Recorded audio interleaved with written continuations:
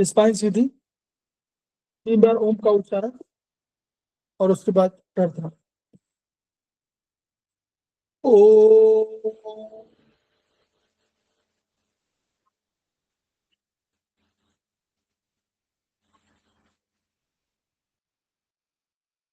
ओ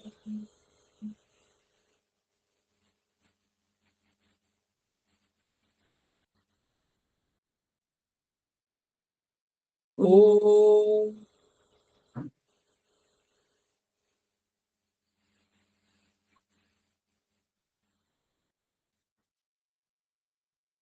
वह शक्ति हमें दो दयानिधि, कर्तव्य मार्ग पर डट जाए, पर सेवा पर उपकार में हम निज जीवन सफल बना जाए।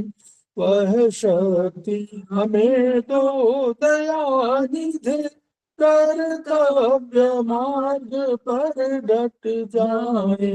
हम दीन दुखी निबलो विकलो के सेवक बन संताप हरे, जो है बिछड़े भूले भटके, उनको तारी खुद तर जाए। वह शक्ति हमें दो दयानिधि, कर्तव्य मार्ग पर डट जाए।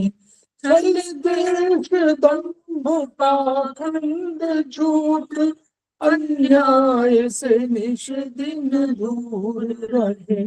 जीवन हो शुद्ध सरल अपना, शुच प्रेम सुधारस बरसाए।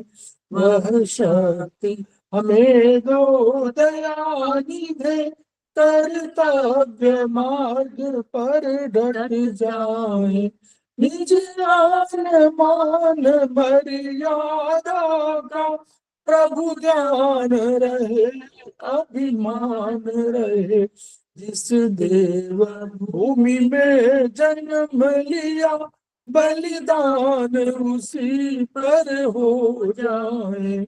वह शक्ति हमें दो दयानिधि, कर्तव्य मार्ग पर डट जाए।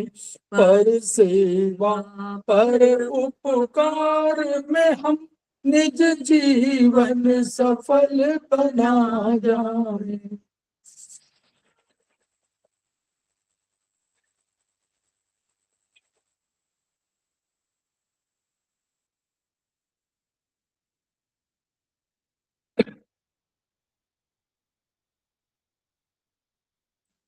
समवाय क्लासेस में आप सभी का स्वागत है। हमारे बीच में श्रीमती वर्षा श्रीवास्तव, उपाध्यक्ष समवाय फाउंडेशन उपस्थित है, उनका स्वागत है। हमारे बीच में धनंजय सिंह, हमारे समवाय फाउंडेशन के कोषाध्यक्ष उपस्थित हैं, उनका स्वागत है। हमारे बीच में सुधा पाठक जी उपस्थित हैं, समवाय फाउंडेशन की प्रमोटर हैं और वो आज की फैकल्टी भी हैं, उनका स्वागत है। हमारे बीच में संजय सिन्हा जी उपस्थित हैं, उनका स्वागत है। हमारे बीच में मोहिनी बांडवाल जी उपस्थित हैं, उनका स्वागत है। हमारे बीच में विनोद अग्रवाल जी उपस्थित हैं, उनका स्वागत है। हमारे बीच में हरिराम शर्मा जी उपस्थित हैं, उनका स्वागत है। हमारे बीच में हर गुरिंदर सिंह जो सीनियर थेरेपिस्ट हैं वो उपस्थित हैं, उनका स्वागत है। इसके अतिरिक्त हमारे समक्ष भक्त दर्शन जी उपस्थित हैं, उनका स्वागत है। हमारे बीच में सत्यवती कुकरेजी जी, उनका स्वागत है।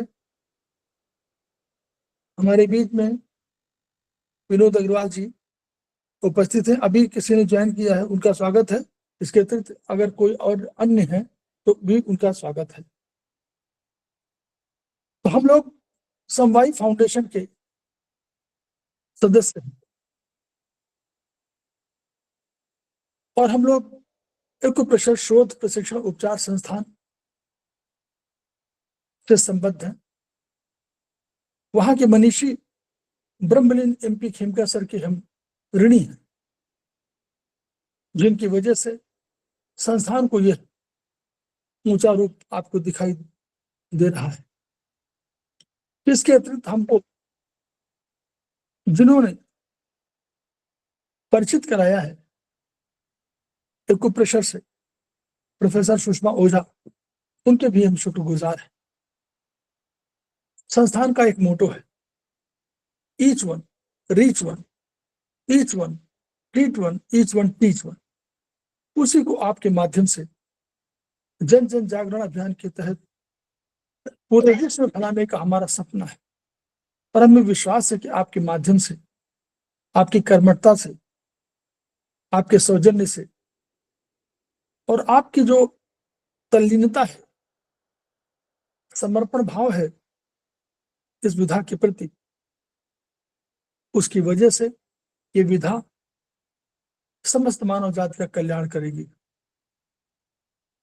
इन्हीं शब्दों के साथ हम लोग आज क्लास की शुरुआत कर रहे हैं। हमारे बीच में सुशील कुमार जी उपस्थित हो गए हैं, जो हमारे कर्मठ थेरेपिस्ट हैं, वो लगातार अपनी सेवाएं दे रहे हैं। हमारे बीच में सीनियर थेरेपिस्ट मुन्नी गुप्ता जी उपस्थित हो गई हैं, वो हम लोगों से बहुत सीनियर हैं, उनका स्वागत है। सुशील कुमार जी का स्वागत है। इसके अलावा हमारे बीच में अभी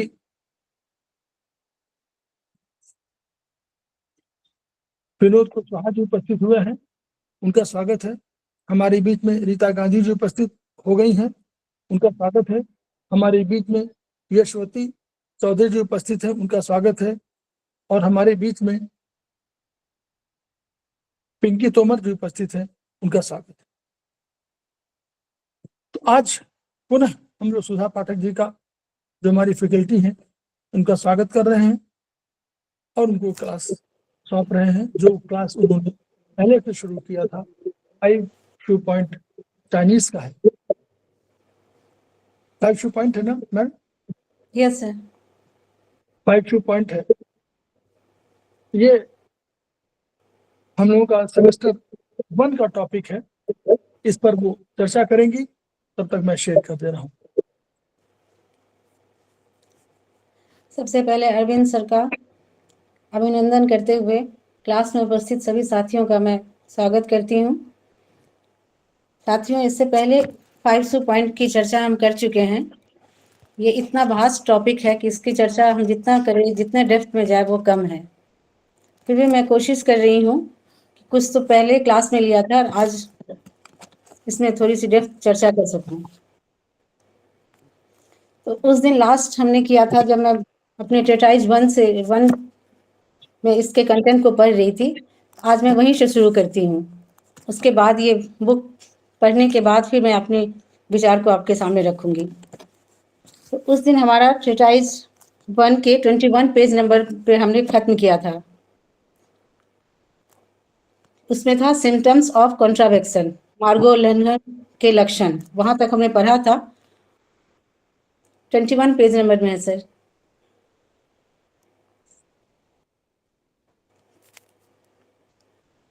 यही पर है 21, हाँ सर। आज फंडामेंटल से है सर। नहीं, फंडामेंट, हाँ सर, फंडामेंटल और ऊपर हिस्ट्री पॉइंट हो गया था सर। नीचे नीचे और नीचे से हो गया फंडामेंटल। ठीक है सर, ठीक है।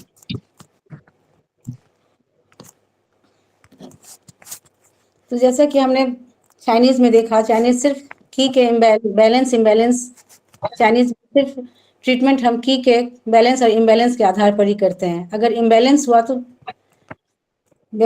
आदमी की तबीयत खराब हो जाए और उसको बैलेंस करने से ही तबीयत में सुधार आ जाता है या ट्रीटमेंट या उपचार होता है।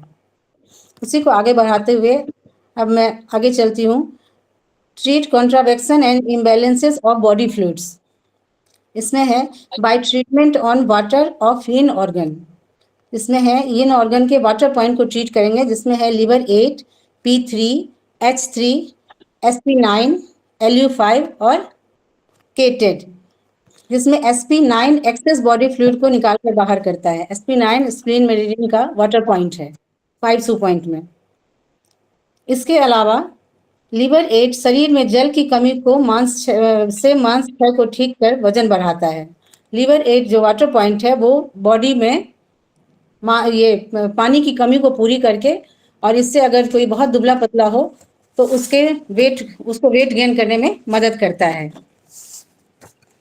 इसके बाद आता है दूसरा, treat contravection and imbalances of vital energy या की।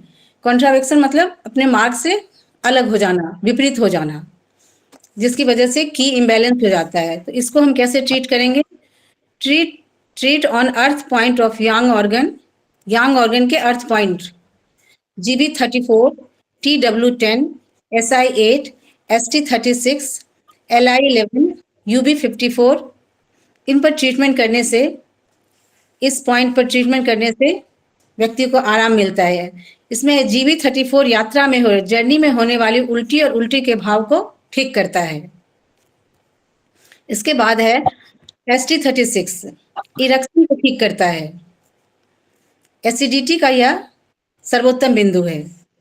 इसके बाद है ST36, LI11, हाई बीपी को ठीक करता है।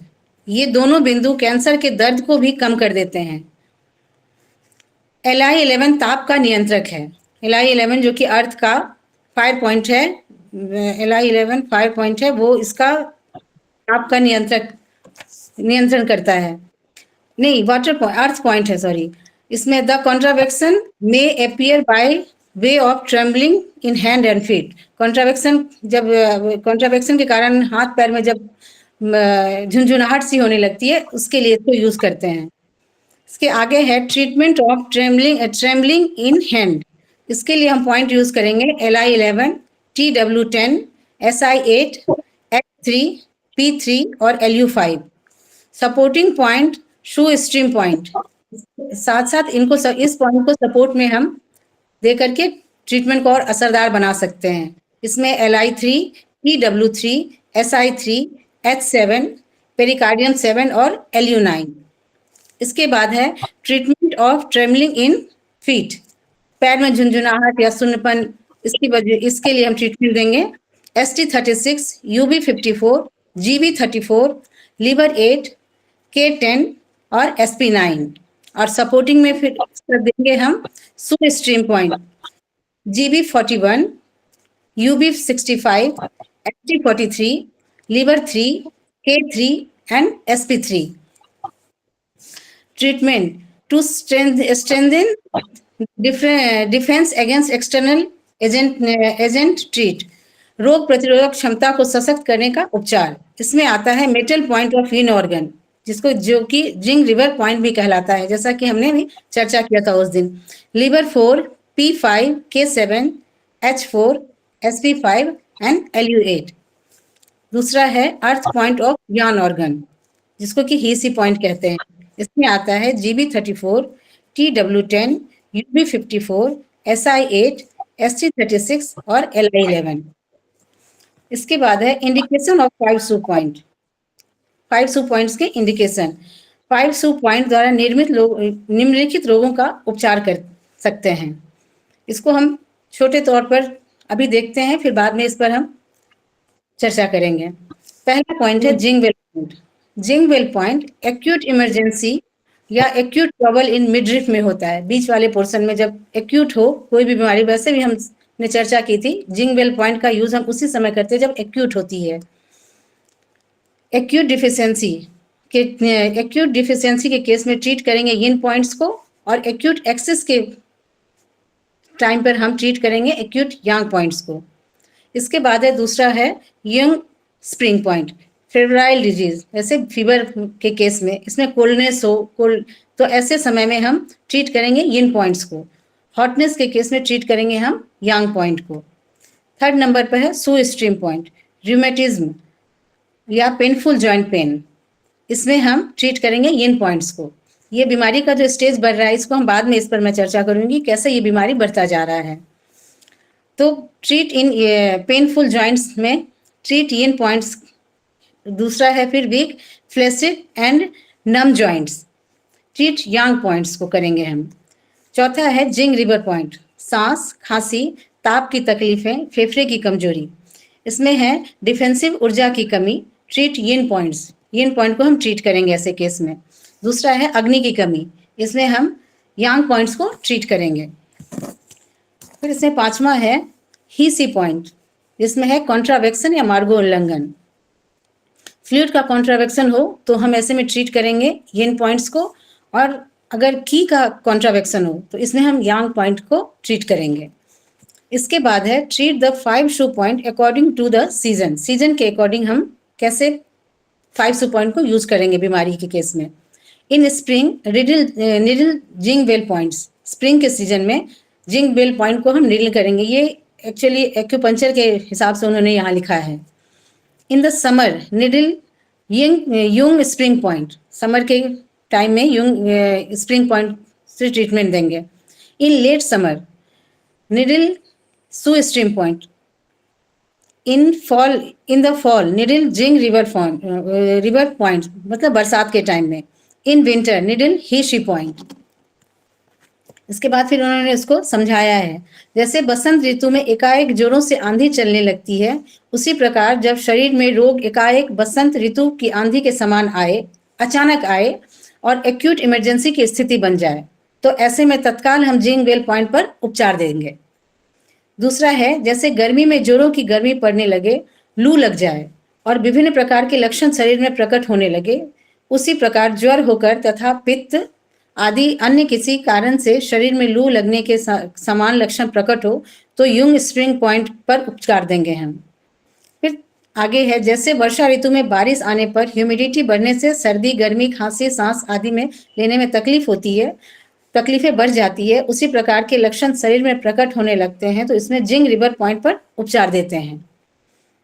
आगे है जब लेट समर उनके अकॉर्डिंग वहाँ बारिश वर्षा ऋतु का नहीं उन्होंने चर्चा किया, लेट समर का है कि ऐसे में वातावरण में लू कम हो जाती है पर हॉटनेस बनी रहती है, तब शरीर में नमनेस और रिमेटिक तकलीफें बढ़ जाती है, ऐसे में सू स्ट्रीम पॉइंट पर उपचार दें।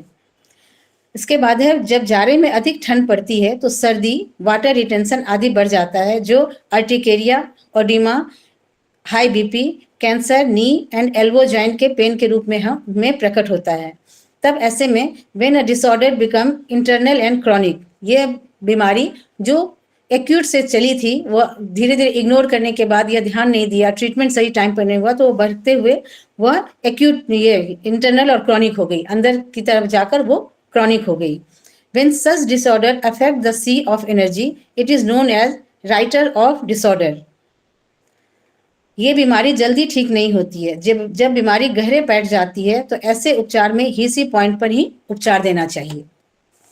तो इस तरह से ट्रेटाइज अपनी बुक में तो हमने ये खत्म किया है, लेकिन अब मैं 5 पॉइंट पर अपने कुछ विचार ये करना चाहूँगी। जैसा कि उस दिन हमने चर्चा की थी अपने पिछली क्लास में, जब पहली बार हमने 5 पॉइंट पर चर्चा किया था मैंने,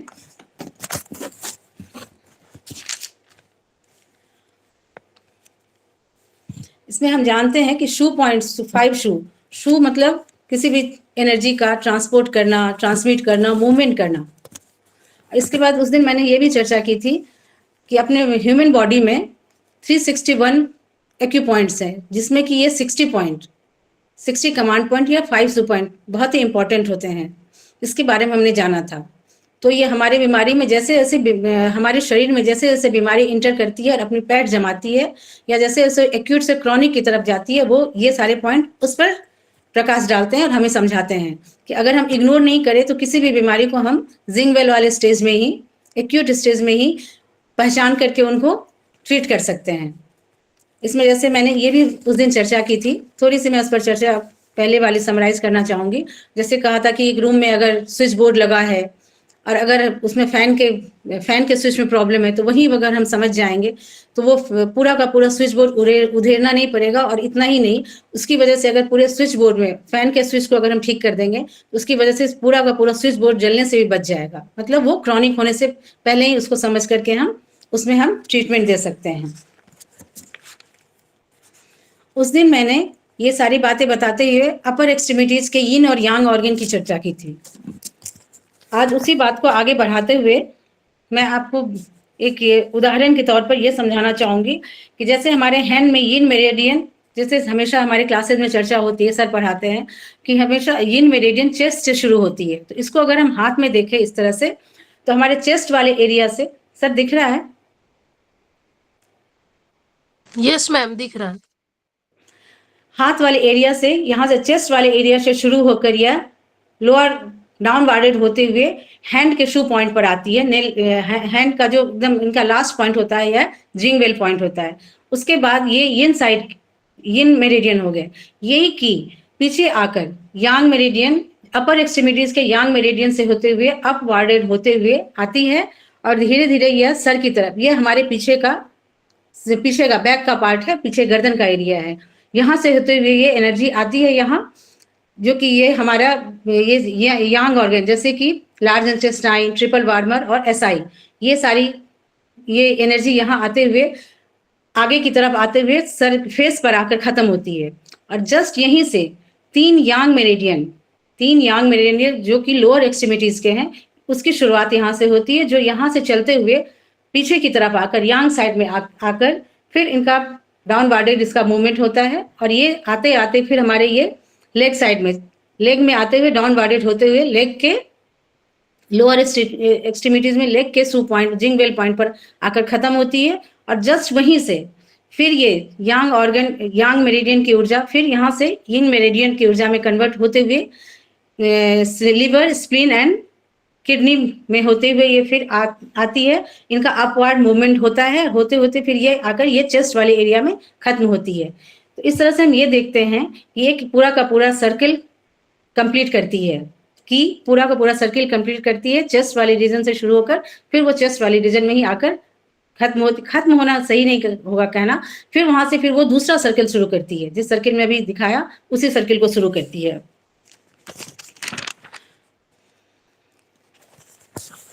इसके बाद मैं ये बताना चाहूंगी, उस दिन तो मैंने हाथ में उस रियल बता दिया था, रियल मैंने पॉइंट्स को बताया था, ओरिजिनल में वो अपर एक्सट्रीमिटीज के थे, लेकिन आज लोअर एक्सट्रीमिटीज की वजह से रियल में दिखाना पॉसिबल नहीं हो सकता है।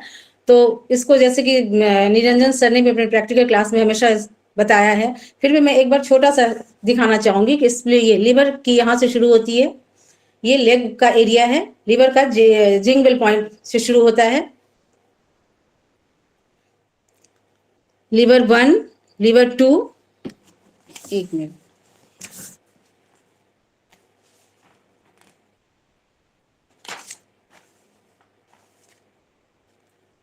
लिवर 1, लिवर 2, लिवर 3, लिवर 4, और ये फिर अपना हल्का सा डायरेक्शन चेंज करते हुए बीच में आती है, साइड से शुरू होते हुए बीच में आती है और यहाँ पर आकर लिवर 8, इस पॉइंट पर ये 5 सू पॉइंट यहाँ आते हैं, जो कि ये तो मैं फिंगर में दिखा रही हूँ, ओरिजिनल में ये आकर नी जॉइंट पर आकर खत्म होते हैं।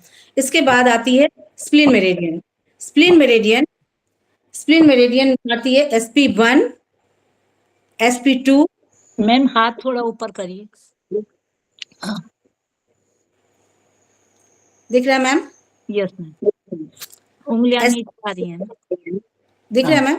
हाँ ठीक है। SP1, SP2, SP3, SP1, SP2, SP3, SP5। SP5 के बाद ये आकर फिर स्प्लीन मेरिडियन फिर अपना रास्ता थोड़ा चेंज करते हुए इस साइड में शुरुआत हुआ मिडिल से और एंड होता है, एंड मतलब 5 सू पॉइंट का एंड मैं बता रही हूँ। ये SP9 इस पोर्शन में आकर, इस साइड में आकर खत्म होती है। उसके बाद तीसरी मेरिडियन है किडनी की। किडनी का फर्स्ट जिंगवेल पॉइंट है किडनी 1, किडनी 2, एक्चुअली मुझे भी दिक्कत हो रहा है देखने में, किडनी 1, किडनी 2, किडनी 3, K7 और K10, ये 5 सू पॉइंट किडनी मेरिडियन के एक लाइन में है, जो हमारे मिडिल फिंगर में, अगर ब्योल में देखें तो मिडिल फिंगर में रिंग फिंगर के साइड है। इसके अलावा जब यांग ऑर्गन में हम जाते हैं तो उसके भी 5 सू पॉइंट मैं एक बार दिखा देती हूँ, फिर आगे चर्चा करती हूँ। इसमें है सबसे पहले गॉल ब्लैडर का,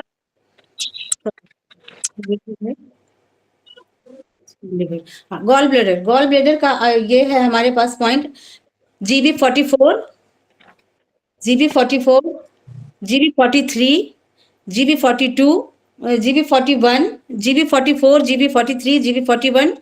उसके बाद है फिर हमारे पास GB38 and GB34, GB34।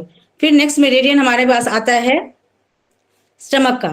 Stomach 45 बीचों बीच शुरू होता है, दोनों मेरिडियन के बीच में है stomach. Stomach 45, 44, 43, then 40, 43, 41 and ST36।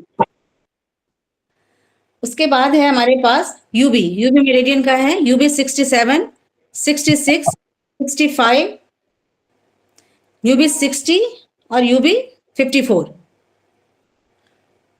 इस तरह से हमारा लोअर एक्सट्रीमिटीज के यिन यांग ऑर्गन के 5 सू पॉइंट को मैंने दिखाने की कोशिश की है। एसटी आपने मध्य में बताया, मध्य में ये तो छोटी Sorry, तर्जनी उंगली का प्रतिकर्म है। एसटी जो है स्टमक हाँ, का वो तो तर्जनी उंगली के साइड में है, हाँ, यही तर्जनी उंगली यही बताया सर मैंने। बीच में ये बताया ना। ये हाँ, ये हाँ, यूबी का यूबी, हाँ, सॉरी, ये मैंने स्टमक ये बताया था, ये स्टमक है सर। ये हाँ, स्टमक इधर है साइड, आपने बीच में स्टमक बताया। आपने बीच में बता दिया था, वही बता रहे सर। सॉरी सर, ये स्टमक है, ये यूबी है, और ये बीच में जीबी है। जी जी, आपकी बात करेक्ट, ठीक है।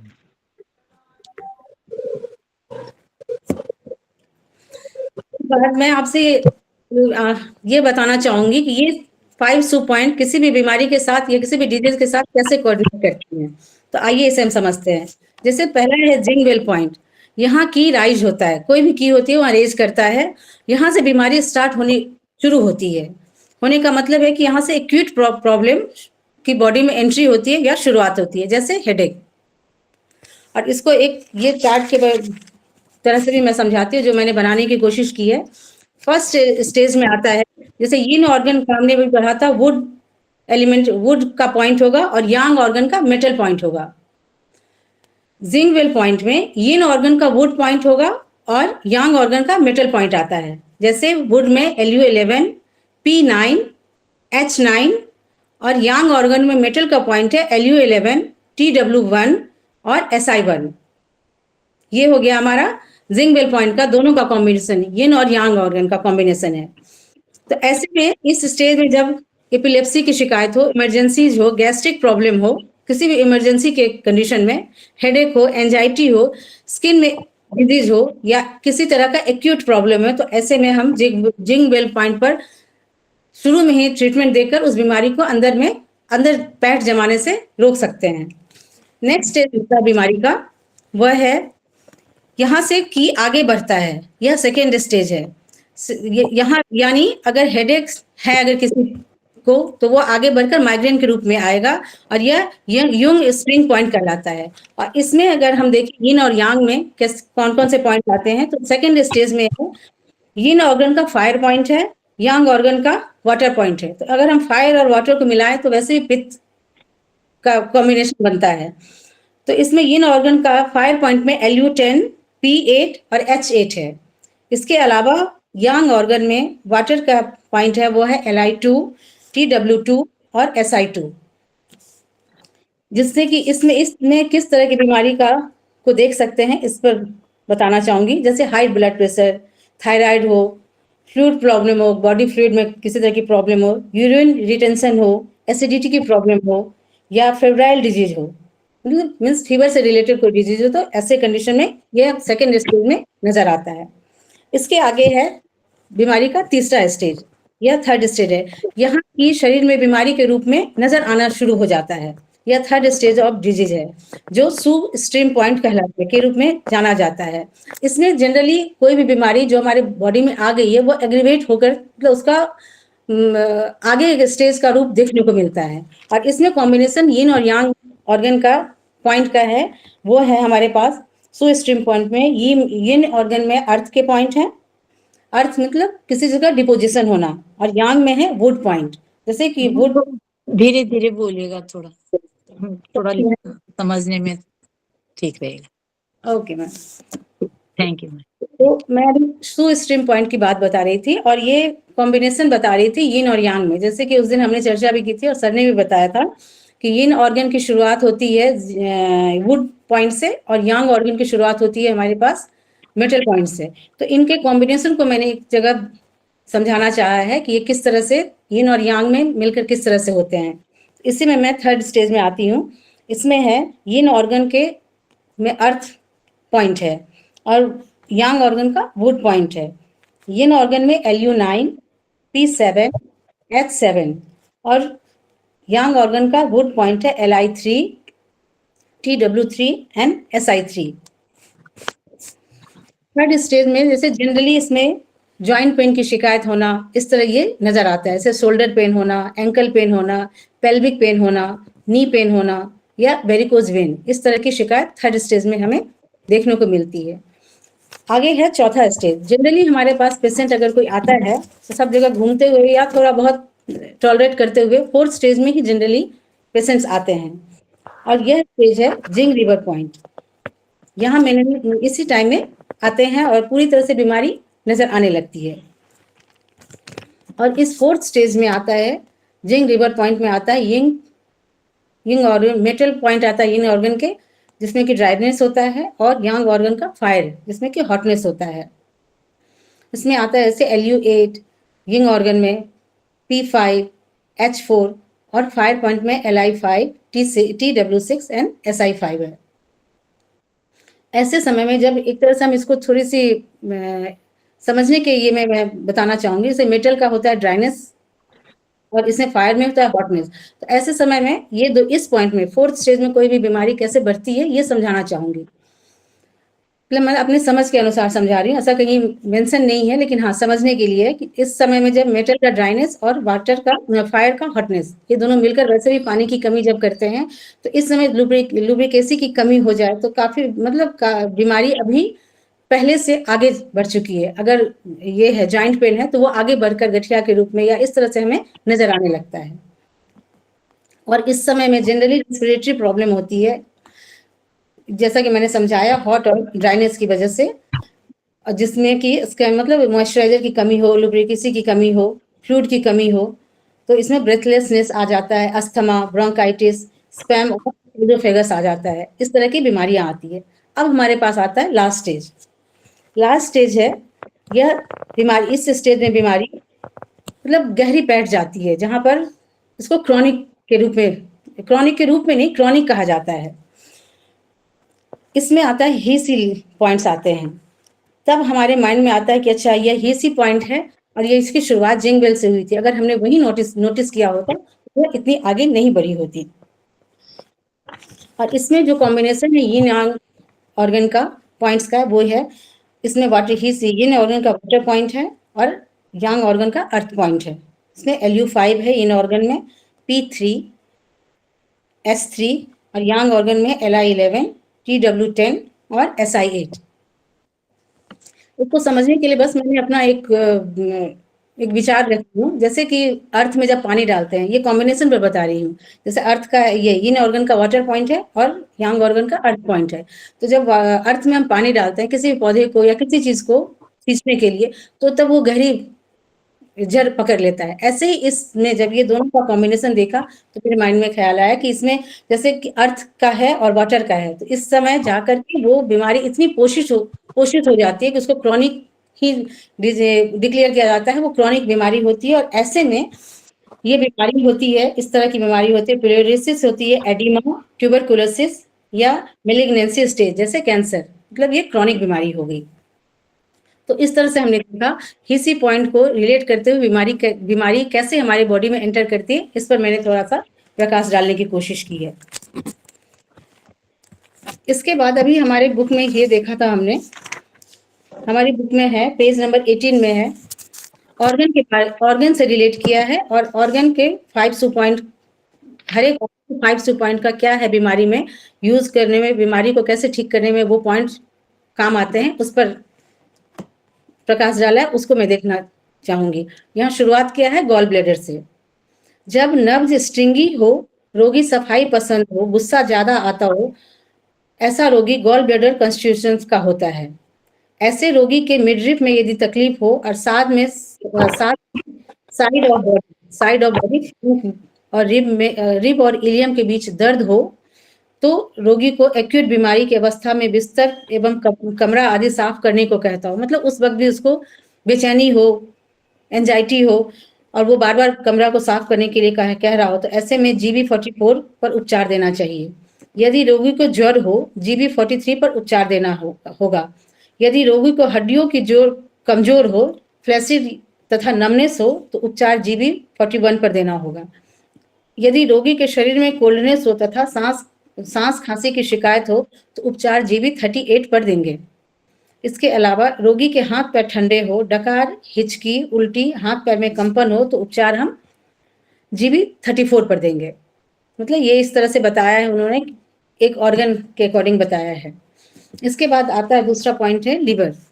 रोगी का शरीर दुर्बल हो एवं मांस का क्षय हो रहा हो, कब्ज रहता हो, पिंडलियों में स्पैम हो, नाभि के पास पेट में दर्द हो, हाथ पैर सुन्न होते हो तथा नब्ज स्ट्रिंगी हो, ऐसे में मिडरिप पर होने वाला दर्द एंजाइना का नहीं होता है। हर एक पेन एंजाइना का ही नहीं होता, ये बताने की कोशिश की गई है। यह ऊर्जा कम हो जाने के कारण सेप्टिक पेन हो, स्पेक्टिक पेन हो, उपचार लिवर 1 जिंगबेल पॉइंट पर देंगे। उसके बाद ठंड लगने पर लिवर 2 पर उपचार देंगे। यदि रोगी को क्रैम्स के साथ क्रैम और स्पैम्स भी आते हो, तो उपचार के लिए लिवर 3 पॉइंट को सेलेक्ट करना होगा। रोगी के हाथ पैर जॉइंट पर रूमेटिक तथा अन्य प्रकार का दर्द हो, तो लिवर 3 पर देंगे ट्रीटमेंट। रोगी को खांसी हो, सांस इन्फेक्शन की शिकायत हो, तो उपचार हम लिवर 4 पर देंगे।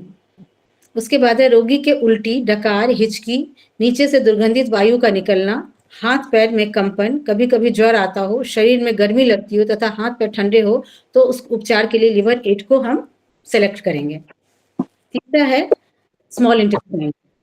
इसमें है रोगी की नब्ज सुपरफिशियल और फ्लोडिंग हो, सुपरफिशियल मीन्स ऊपरी तौर पर हो, ऐसे में चेहरा तमतमाया हुआ, फ्लस्ड हो, रेडनेस हो, मुंह सूखा हुआ हो, बात बात पर हंसता हो तथा रोगी व्यवहारिक हो, तो उपचार स्मॉल इंटेस्टाइन टिश्यू पॉइंट पर लक्षण जैसे लक्षण शो कर रहे हैं उसके अकॉर्डिंग ही देना चाहिए। इसमें भी पेट में नाभि के पास दाहिनी तरफ दर्द मिलता है। इस प्रकार के रोगी स्क्रीन शेयर नहीं हो रहा है क्या? Screen sir? शेयर नहीं हो रहा है? स्क्रीन शेयर नहीं हो रहा है क्या? सर स्क्रीन हो रहा है? नहीं हो रहा बोल रहा है स्क्रीन शेयर नहीं हो रहा है। नहीं हो रहा। पेज नंबर 18-19 पे देख लीजिए सर। हाँ, सॉरी सर, मैंने ध्यान नहीं दिया था।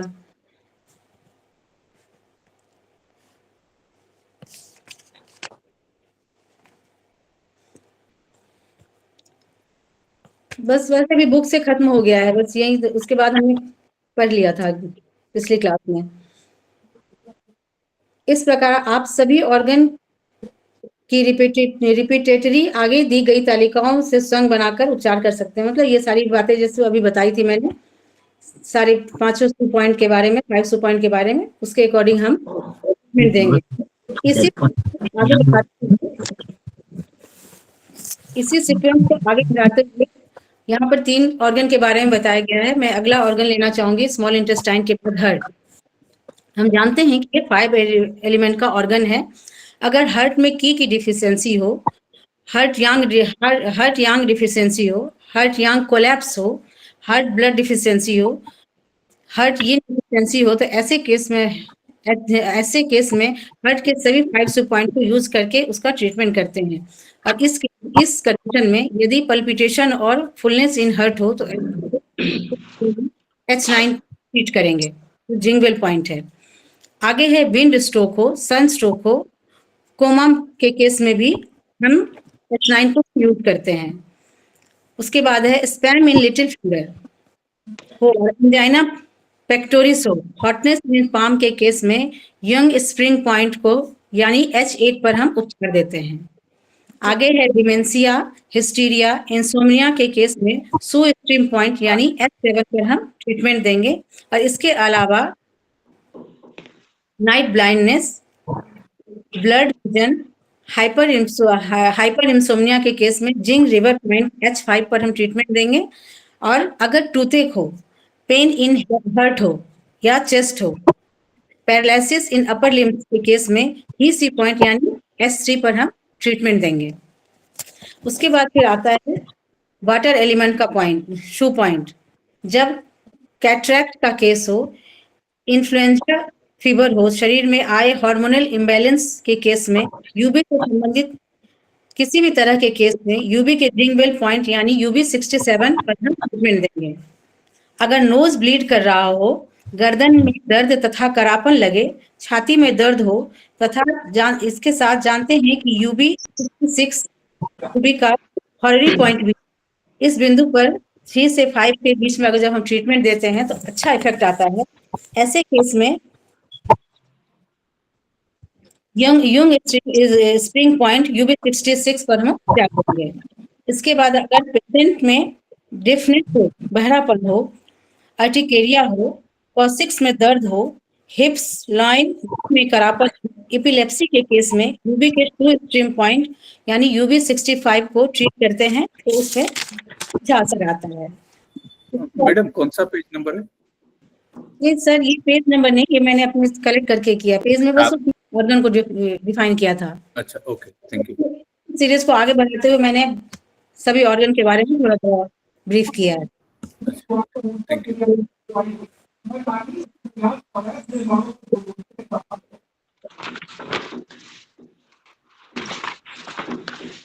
सर्वाइकल स्पॉन्डिलाइसिस का केस हो, एक्सटर्नल मेलियस केस हो तो कंधे पीठ के दर्द में भी यूबी के जिंग रिवर पॉइंट को हम ट्रीट करते हैं यानी यूबी 60 को हम ट्रीट करेंगे।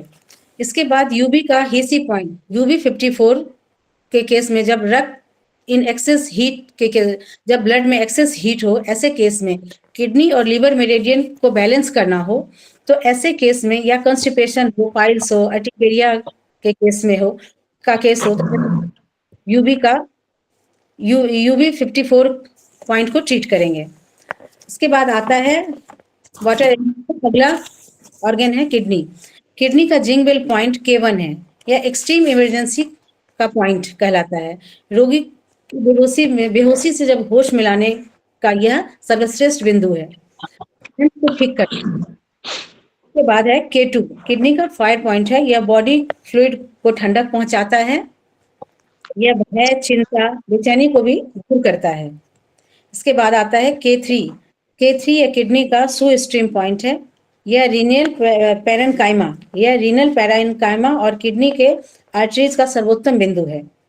नेफ्राइटिस बार बार लार गिरने के केस में इस पॉइंट को हम यूज करते हैं और इसके साथ ही यह किडनी को टोनिफाई करने का बहुत ही अच्छा बिंदु है। इसके बाद है K7, यह किडनी का जिंग रिवर पॉइंट है, शरीर में बॉडी फ्लूइड का नियंत्रण करने का यह सर्वश्रेष्ठ बिंदु है। इस बिंदु पर उपचार देने से body structure, bone, brain, joints तथा बोन मैरो का अच्छा मेंटेनेंस होता है।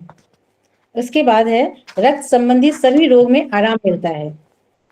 इसके आगे है किडनी का हेसी पॉइंट यानी K10, यह एक अत्यंत ही महत्वपूर्ण पॉइंट है, यह हॉररी पॉइंट भी है और इस बिंदु से शरीर में रिटेंशन ऑफ यूरिन शरीर से बाहर करने का काम करता है।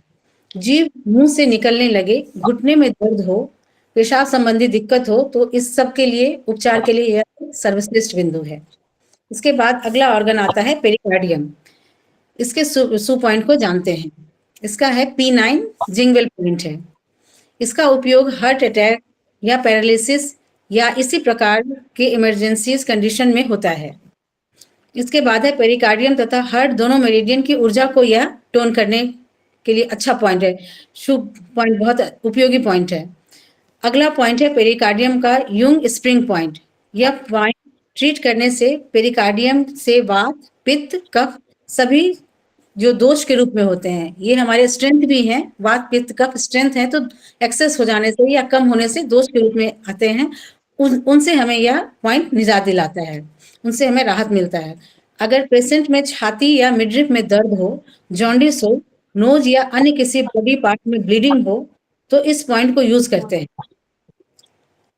इसके बाद पेरिकार्डियम का स्प्रिंग पॉइंट आता है, यह है P8। यह हृदय की क्रिया घटाकर छाती के तनाव को घटाता है। कोरोनरी आर्टरीज में कोई प्रॉब्लम हो तो इस पॉइंट पर ट्रीटमेंट देने से लाभ मिलता है। इसके साथ ही यह हार्ट की एक्टिविटीज को घटाकर चेस्ट के तनाव को घटाता है और इसके बाद चेस्ट की तनाव को घटाता है। और साथ ही इसके बाद अगला पॉइंट आता है रिंग रिवर पॉइंट, जो है P5, पेरिकार्डियम का P5। और इस बिंदु पर उपचार देने से क्या लाभ होता है ये देखते हैं। इसमें heart meridian, lungs, pericardium meridian की यानी ऊर्जा का बैलेंस होता है, जिसमें की का मूवमेंट मिडिल वार्मर में छाती से नाभि की ओर होता है। पेरिकार्डियम का लास्ट सो पॉइंट है P3 यानी हीसी पॉइंट है। इस बिंदु का नाम मंगलकारी झील है तथा इस पर ट्रीटमेंट देने से बॉडी फ्लूइड की गर्मी भी कम होती है तथा अपर वार्मर में सर से छाती तक का वात दोष निकल आता है और हार्ट तथा लंग्स को भी स्ट्रेंथ मिलता है। फिर अगला पॉइंट है ट्रिपल वार्मर का जिंगबेल पॉइंट है TW1। इसे चौड़ी सड़क का दरवाजा भी कहते हैं और इस बिंदु पर उपचार देने से पूरे शरीर की ऊर्जा के प्रवाह में परिवर्तन आता है तथा ब्लॉकेज भी खुलता है। फोरेमन उपचार का यह स्पेसिफिक पॉइंट है। इसमें पुरुषों के टेस्टिकल तथा महिलाओं के ओवरीज के सिक्रेशन को भी नियंत्रण करने की क्षमता होती है। TW का अगला पॉइंट है युंग स्प्रिंग पॉइंट TW2। यह बॉडी फ्लूइड एंड जूसेस के मेटाबॉलिज्म को नियंत्रित करता है और बैलेंस भी करता है। यह थायराइड, पैराथायराइड तथा थाइमस ग्लैंड का मास्टर पॉइंट कहलाता है। इसके बाद आता है सू स्ट्रीम पॉइंट, वह है TW3। यह पिट्यूटरी और पीनियल ग्लैंड का मास्टर पॉइंट होता है, इसलिए यह एक टोनिफिकेशन पॉइंट है। यह की का मूवमेंट ठीक कर ज्ञानेंद्रियों को स्ट्रेंथन करता है। पिट्यूटरी ग्लैंड से रिलेटेड कोई भी बीमारी हो, जैसे शरीर का न बढ़ना, बौनापन, जाइंट पर्सनैलिटी का होना, ऐसे केस में इस पॉइंट पर ट्रीटमेंट देने से बहुत लाभ होता है। और इसके बाद आता है जिंग रिवर पॉइंट TW का, जो है TW6। यह शरीर में कहीं भी किसी भी प्रकार का स्किन डिजीज और कहीं भी किसी तरह का गांठ हो, बॉडी फ्लूइड के मूवमेंट को नॉर्मल करना एबनॉर्मल है, इसको नॉर्मल करने में यह पॉइंट बहुत ही कारगर सिद्ध होता है। फिर लास्ट है ट्रिपल वार्मर का हीसी पॉइंट। सुधा, किसी का माइक खुला हुआ है, प्लीज बंद करवा दो। सुधा, किसी का माइक खुला हुआ है, प्लीज बंद करवा दो। किसी का अगर माइक किसी ने गलती से खुल गया हो तो उसको बंद कर दीजिए प्लीज। ठीक है नीतू? ठीक है, thank you. Okay, page number sorry ma'am किस पेज पर है? मैम ये मैंने अपना नोट्स बना रखा था। Okay ma'am. दूसरे ट्रेटाइज 7 और ट्रेटाइज 2 के में को देख करके मैंने इसको नोट्स के आधार पर ये बनाया गया है, ये मेहनत की गई है। इसको आप अगर सुनेंगे या नोट कर लेंगे तो इसको जो है आपको फायदा होगा, क्योंकि मतलब ट्रेटाइज 2 आपको अभी मान लीजिए आपने नहीं पढ़ा होगा, ट्रेटाइज 7 आपने नहीं पढ़ा होगा क्योंकि वो कोर्स में भी है नहीं, तो उनके पॉइंट्स के बेसिस पे जो पॉइंट्स इसमें दिए गए हैं कि हीशी पॉइंट, पॉइंट और जिंगल पॉइंट, इनके पॉइंट्स के जो पॉइंट्स हैं उनकी क्लैरिफिकेशन या उनके गुण या उनके कर्म, उनको उन्होंने सुधा मैम ने जो है जस्टिफाई किया हुआ है। ठीक है, उसी को हम आपको बता रहे हैं ताकि आप लोग एक साथ पढ़ लें। जी थैंक यू सर। सर अभी भी किसी का खुला हुआ है, प्लीज सबको म्यूट करवाइए ना सर। किसी का खुला हुआ है, सुशील जी का शायद।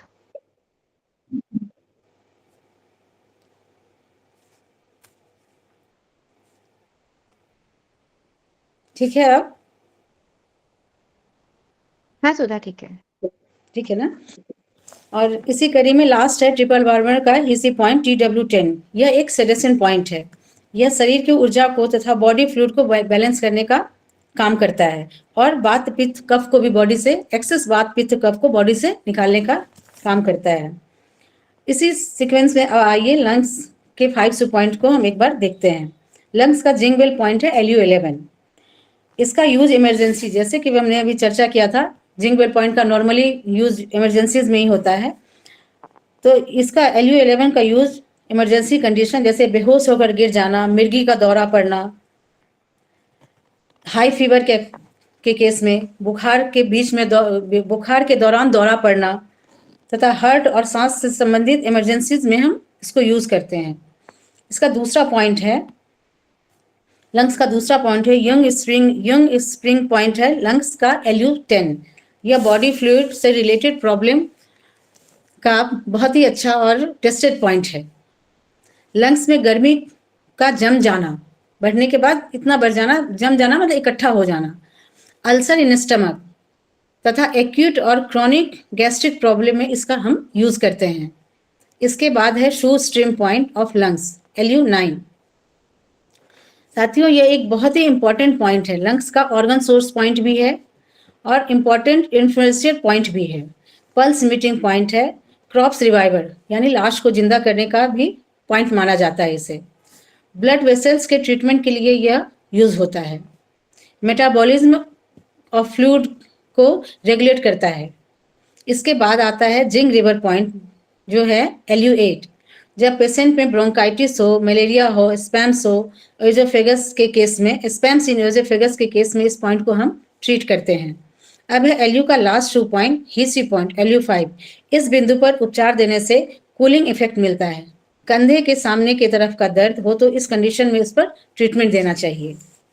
अगला है हमारा ऑर्गन LI और LI का पहला जिंक बेल पॉइंट है LI1। यह सभी प्रकार के ट्रीटमेंट का, सभी प्रकार के ट्रांसवर्स और सिग्मॉइड कोलन के प्रॉब्लम को यूज करता है, जो कि इंटेस्टाइन में ये दोनों कोलन पाए जाते हैं। इनमें अगर किसी तरह की प्रॉब्लम आती है तो इसको ट्रीट करने में इस पॉइंट का यूज होता है। टॉन्सिल, ड्राई माउथ, दांत दर्द में इस पॉइंट को ट्रीट करते हैं। दूसरा पॉइंट है LI का यंग स्प्रिंग पॉइंट जो है कि LI2। इस बिंदु पर प्रतिदिन दोनों हाथों से मालिश करने से कब्ज में काफी फायदा होता है।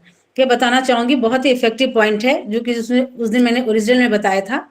LI2 इस जगह पर आता है और अगर किसी को कब्ज की प्रॉब्लम हो तो इस जगह पर नॉर्मल भी अगर हम मसाज करते हैं तो उसको बहुत इफेक्ट होता है, बहुत अच्छा असर आता है इसका। इसके बाद है फिंगर न्यूरोलजिया तथा स्प्रेन के केस में यह पॉइंट LI2 बहुत ही काम आता है। इसके बाद आता है हमारे पास शू स्ट्रीम पॉइंट LI3। यह ह्यूमिडिटी को ट्रांसफॉर्म करता है तथा लोअर तथा सेंट्रल वार्मर से हीट को ड्रेन करने का यह बहुत ही अच्छा पॉइंट है। LI का जिंक रिवर पॉइंट है LI5। इस पॉइंट पर एक्यूट कंजक्टिवाइटिस हो ऐसे केस में, हेल्यूनेशन के केस में, पेन इन रिस्ट तथा दांत, आंख, नाक, कान, गला, मुंह, गला से सर यानी गला से सर तक के बीच की जितनी भी बीमारी होती है, इसमें इस पॉइंट को हम अगर ट्रीट करते हैं तो बहुत अच्छा है, इफेक्ट आता है। LI का लास्ट शू पॉइंट है, हीसी पॉइंट है LI11। यह एक होम्योस्टेटिक पॉइंट है। बॉडी के टेम्परेचर को, स्वेटिंग को, यूरिनेशन, पल्पिटेशन, यूरिन, स्टूल तथा बॉडी के इंटरनल एटमॉस्फेयर को कंट्रोल करने का यह बहुत ही अच्छा पॉइंट है।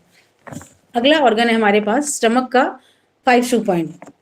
इसका स्टमक का जिंक बेल पॉइंट है ST45। यह माउथ के सभी प्रॉब्लम का पॉइंट है। यह कॉन्ट्रावेक्शन को सही करता है। एसाइटिस या जलोदर, जैसा कि उस दिन किसी मैम ने पूछा था तो सर ने बताया था पेट में पानी भर जाने के कारण पेट जब फूलने लगता है, ऐसे बीमारी को जलोदर कहते हैं या एसाइटिस। ऐसे केस में और स्वेलिंग हो, एक्सटीरियर थ्रोट में अगर कोई प्रॉब्लम हो, किसी स्वेलिंग आता है थ्रोट में, तो ऐसे में इस पॉइंट पर जब हम ट्रीट करते हैं तो अच्छा इफेक्ट आता है। स्टमक का अगला यंग स्प्रिंग पॉइंट है ST44। यह एक बहुत ही अच्छा एनाल्जेसिक पॉइंट है। यह की को रेगुलेट करने का, स्टमक की ह्यूमिड हीट को खत्म करने के लिए बहुत ही उपयुक्त पॉइंट है। ट्राइजेमिनल न्यूरल्जिया के केस में, लोअर जॉ के अकड़ जाने के केस में, पैरालिसिस के केस में या लोअर जॉ लॉक हो जाए, ऐसे केस में इस बिंदु पर उपचार देने से बहुत ही अच्छा इफेक्ट आता है। अगला स्ट्रीम पॉइंट है स्टमक का ST43। यह पॉइंट जब शरीर में पानी का जमाव हो, खासकर एब्डोमेन में और लंग्स में हो तथा फ्रिक्वेंट हिकअप्स हो, फेस में खासकर आई रीजन में स्वेलिंग हो, हर्निया के केस में इस बिंदु पर उपचार देने से इफेक्टिव इफेक्ट आता है। अगला है स्टमक का जिंग रिवर पॉइंट ST41। यह एंकल जॉइंट के उपचार का अच्छा बिंदु है। ST41 एंकल जॉइंट में अगर दर्द हो उसके उपचार का अच्छा बिंदु है। Heat in head and cold feet, सभी प्रकार के हेडेक का, headache in eyebrows, arthritis, facial headache, constipation, rheumatism के केस में इस बिंदु पर उपचार देने से अच्छा इफेक्ट आता है। और स्टमक का आखिरी शू पॉइंट है हीसी पॉइंट स्टमक 36। यह पॉइंट स्प्लीन और स्टमक की को बैलेंस करता है। वीकनेस के केस में, स्टमक के अल्सर के केस में, एलर्जी और जॉन्डिस के केस में तथा एजिंग के इफेक्ट को कम करने के केस में यह बहुत ही अच्छा पॉइंट है। अगला पॉइंट है हमारे पास स्प्लीन। इसका जिंगवेल पॉइंट है SP1। जब हमें किसी हमारे शरीर में नाक संबंधी कोई बीमारी हो, बार बार टॉन्सिल होता हो, कान आंख में लिम्स हो, सूजन आ रही हो, तो इस बिंदु पर उपचार देने से बहुत ही अच्छा इफेक्ट आता है। अगला है स्प्लीन का यूंग स्प्रिंग पॉइंट SP2। यह पॉइंट अविकसित मस्तिष्क, ब्रेन का अगर अच्छे से डेवलपमेंट नहीं हुआ हो, ऐसे केस में गठिया का इलाज करना हो, गैस्ट्रिक का हो, यूरिक एसिड अगर बढ़ जाता है, तो इस केस में इस बिंदु पर इलाज देना चाहिए। यह बहुत ही इफेक्टिव पॉइंट है यूरिक एसिड के बढ़ने के केस में। ये तो मेरा अपना अनुभव है कि SP2 पर अगर क्रॉनिक बीमारी हो तो उसको सेडेट करना चाहिए उस पॉइंट को, जो कि मैंने भी किया था। और अगर एक्यूट हो तो उसको टोन करने से बहुत अच्छा इफेक्ट आया था मुझे। इसके आगे है SP का तीसरा शू पॉइंट है शू स्ट्रीम पॉइंट। यह स्प्लीन का हॉररी पॉइंट भी कहलाता है, ऑर्गन सोर्स पॉइंट भी कहलाता है। और इस पॉइंट पर रेड ब्लड सेल तथा हेमोग्लोबिन को बढ़ाने के लिए यह बहुत ही अच्छा पॉइंट है। हर्निया के केस में, डायबिटीज और किसी भी प्रकार के लंग्स के प्रॉब्लम में तथा खुद स्प्लीन की को अगर डिफिशियंट है उसको बढ़ाने के केस में इस पॉइंट का अच्छा यूज होता है। अब अगला है स्प्लीन का जिंग रिवर पॉइंट SP5। क्रॉनिक खांसी हो, अपर एंकल जॉइंट के पास मोच हो, डाइजेशन रिलेटेड प्रॉब्लम हो, इन्फेंट चाइल्ड में जॉन्डिस हो जाए, ऐसे केस में इस बिंदु पर उपचार देना लाभदायक होता है। इसके बाद आता है हमारे पास स्प्लीन का हीसी पॉइंट। यह है SP9। अगर पैरों में स्वेलिंग हो, पैरों में थ्रोम्बोसिस हो, भूख ना लगे, डायरिया हो, डायरिया के साथ साथ वोमिटिंग के केस में, या रिटेंशन ऑफ यूरिन, बार बार लार टपक रहा हो, ऐसे केस में उपचार देने के लिए यह बहुत ही अच्छा बिंदु है। इस तरह से हमने 12 ऑर्गन का 5 शू पॉइंट को यहाँ पर मैंने मेंशन किया, जिससे कि आप लोगों को इससे भी किस तरह से बीमारी बॉडी में प्रवेश करती है यह जानने से लेकर किस तरह की बीमारी में इन सभी ऑर्गन के 5 शू पॉइंट को हम यूज करके अच्छा ट्रीटमेंट बना सकते हैं, इस पर मैंने चर्चा की है। और उसके बाद एक चीज और बताना चाहूंगी, सिर्फ इनका कलर में भी यूज करके इसको हम इफेक्टिव इफेक्ट दे सकते हैं। जैसे जिंग वेल पॉइंट अगर यीन ऑर्गन में हो तो वुड है, और उसको टोन करने के लिए ग्रीन कलर का यूज करते हैं। और सेडेट करने के लिए, हम यीन ऑर्गन की बात कर रही हूँ, सेडेट करने के लिए ब्राउन कलर का यूज करते हैं। ऐसे ही जिंग वेल पॉइंट जब यीन ऑर्गन में हो, यांग ऑर्गन में हो, तो उसको टोन करने के लिए ब्राउन कलर को यूज करेंगे और सेडेट करने के लिए रेड कलर को यूज करेंगे।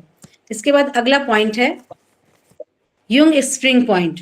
अगर यिंग ऑर्गन में हो तो यह फायर पॉइंट है, इसको टोन करेंगे रेड कलर से, और सेडेट करने के लिए हम ब्लैक कलर को यूज करेंगे। और यही पॉइंट जब यांग ऑर्गन में आता है तो वो वाटर का पॉइंट होगा, टोन करने के लिए ब्लैक कलर यूज करेंगे और सेडेट करने के लिए हम येलो कलर यूज करेंगे। इसके बाद तीसरा पॉइंट है हमारे पास शू स्ट्रीम पॉइंट, जो कि यिंग ऑर्गन में है, अर्थ का पॉइंट है। इसको टोन करेंगे हम येलो कलर से और सेडेट करेंगे ग्रीन कलर से। कहाँ लिख रहे हैं? किताब में लिख रहे हैं ये कलर वाला कलर वाले सिस्टम में पेज पे लिख रहे हैं। सर आपकी आवाज कहीं लिखे हुए हैं ये जो आप बता रही हैं?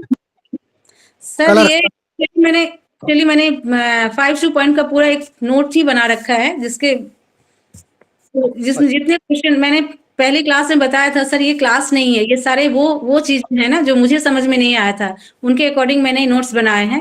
मतलब अपने ही क्वेश्चन का आंसर ढूंढते ढूंढते मैंने ये नोट्स बनाया है। और मैंने कोशिश की है कि आप जब भी कभी इस 2 वीडियो को सुने तो कम से कम 5 पॉइंट को लेकर आपके सारे के जितने भी डाउट हो वो क्लियर हो जाएंगे। उसके बाद भी अगर कुछ रह जाता है तो मैं भी सर से ही पूछती हूँ और फिर सर ही हमारे सारे प्रॉब्लम का सॉल्यूशन बताएंगे सर। फिर भी मैंने छोटी सी मैंने देखा था ना, हाई वैल्यू सुधा मैडम, ये एक्सपेरिमेंटल वाला है, वो अभी मैं बताइए, क्योंकि एक्सपेरिमेंटल वाले में कंफ्यूजन नहीं होगा, किताब में लिखा हुआ है, तो अभी सर, उसको अवॉइड करिए। सर आवाज नहीं बिल्कुल नहीं आ रही। ऐसा है, कहीं लिखा पढ़ रहे हो? पहले बताया ना कि 5 एलिमेंट्स हैं और मतलब हीट का हॉटनेस भी हो गया डिवाइड, उनके अलग अलग कलर है। तो फिर इसमें जो हर एक में मतलब 6 एनर्जी है, तो उन 6 एनर्जी के लिए उस चक्र के हिसाब से मतलब चार्ट के हिसाब से कौन सा सिलेक्ट किया गया है, उसका मेन पॉइंट क्या है, बिल्ड का, हीट का, तो वो चीजें बताई गई हैं। तो इसमें किताब में कलर में तो नहीं है, लेकिन चार्ट 24 पेज पर मिल जाएगा।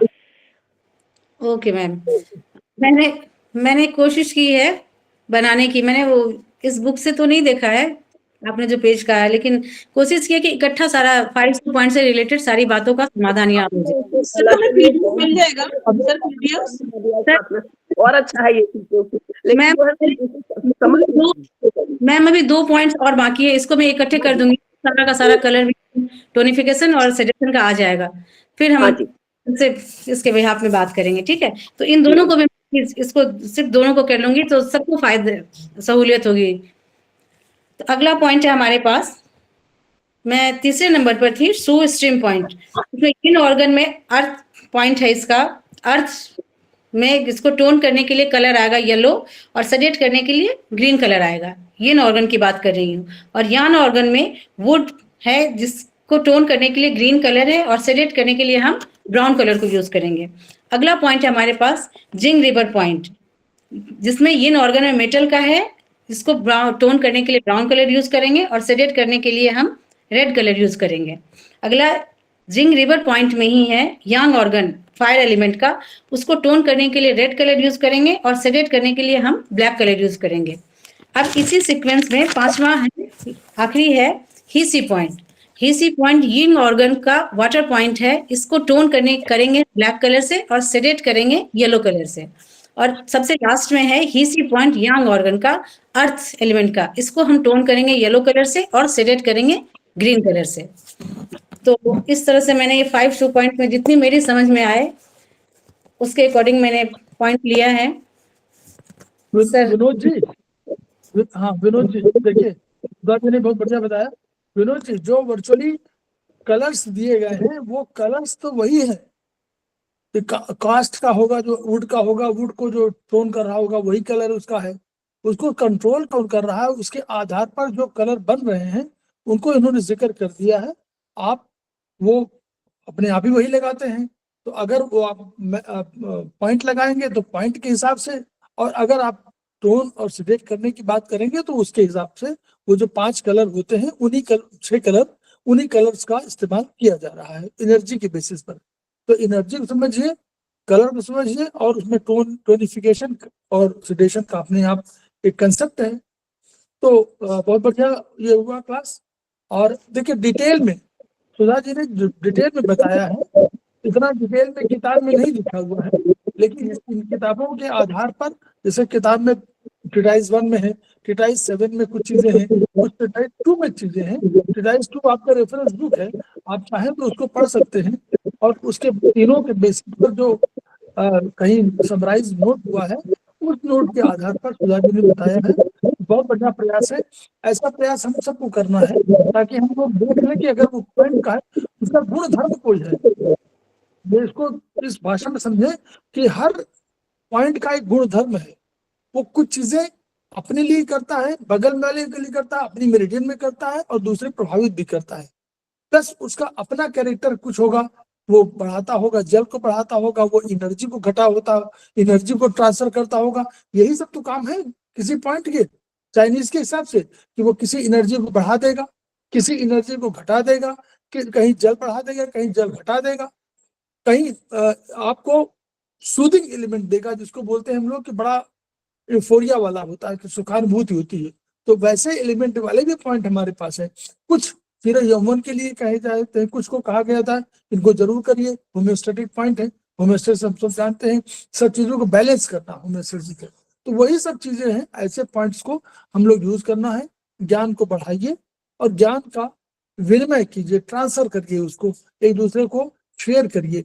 इससे हम लोग बढ़ेंगे और तभी खेमका सबके सपनों को पूरा करेंगे। Each one reach one, each one treat one, each one teach one. इन्हीं शब्दों के साथ हम लोग 2 मिनट के लिए अभी वीडियो बंद करते हैं, फिर हम लोग मिलेंगे। Thank you sir. Thank you madam, बहुत अच्छा पढ़ाया। Thank you Sudha, thank you ma'am. बहुत अच्छा है। बहुत अच्छा समझाया है, 3 किताबों का अच्छा